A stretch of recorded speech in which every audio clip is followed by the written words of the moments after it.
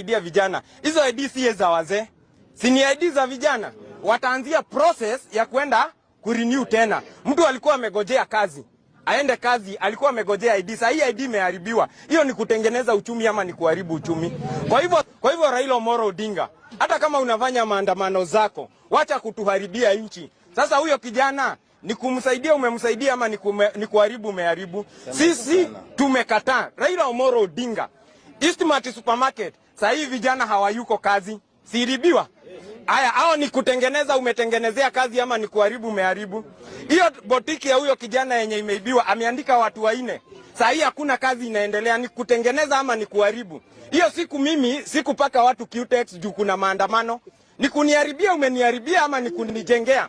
Wewe tafutana na Ruto, nyinyi mnajuana, mnapigiananga simu, muongee huko. Wacheni kutuinvolve sisi.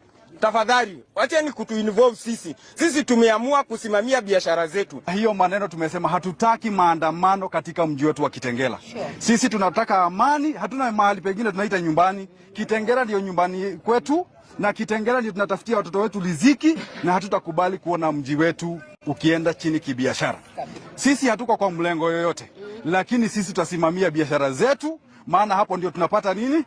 Riziki. Raila na President Ruto wao wakikula huko State House na kwingine, wao wakule kwao huko, waongee mambo yao huko. Sisi tuachie mambo ya biashara, wakae chini wakiwa wawili, waelewa, watafute strategy yenye watapata 50-50 win.